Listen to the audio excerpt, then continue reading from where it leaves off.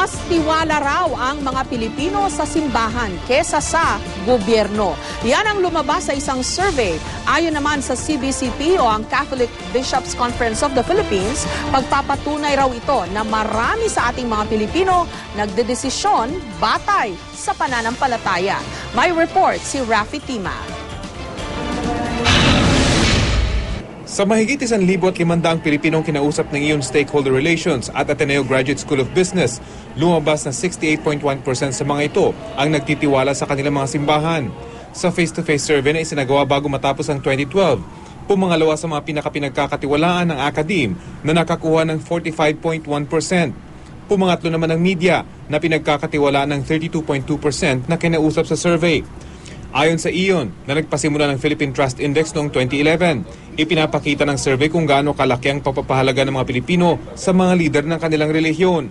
Malabas na they trust the priest or the imam or that religious person very highly. It's really looking for spiritual guidance, and they're also looking at role models. So, syempre for their children, for their families, they depend a lot on the teachings of their church. Sa survey na isinagawa sa buong bansa, naungusan ng gobyerno, ang non-governmental organizations o NGOs at business pagdating sa tiwala ng taong bayan. Last year it was about 7% ang government, and then now it has gone up 5 percentage points to 12%. Significant po ba yan in so far as? I think statistically it is a recognized change, but how significant it is, it's not very dramatic, but it's still an improvement. Base sa survey, ang Office of the President ang may pinakamataas na pag-akyat sa trust level, mula 9.4% noong 2011 sa 21% noong 2012. Umakyat din ang tiwala ng taong bayan sa iba pang sektor ng pamahalaan tulad ng gabinete at LGUs. They want to see the proof of the promise. So the promise of being transparent and corruption-free is already accepted. I think that's what we can infer from this survey. Accepted meaning naniniwala po sila na talagang bumaba yung graft and corruption. And the next question is, what now? What now? Yes. So how are our lives gonna improve now?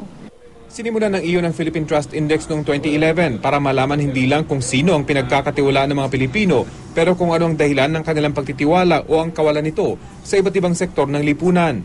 Ayon sa CBCP, ipinapakita ng survey ang matagal ng kaugalian ng mga Pilipino na kahit sa modernong panahon, pananampalataya pa rin ang pinagkukunan ng mga Pinoy ng kanilang inspirasyon para sa kanilang mga desisyon at pang-araw-araw na pamumuhay. It shows us the deep faith of the Filipinos. Malalim talaga ang pagtingin nila sa Diyos. Kaya nga kakaiba tayo sa ibang bansa, kasi sa ibang bansa na hindi na naniniwala sa Diyos, kaya ang trust nila wala na rin sa churches nila, no matter what kind of church. Rafi Tima, GMA News.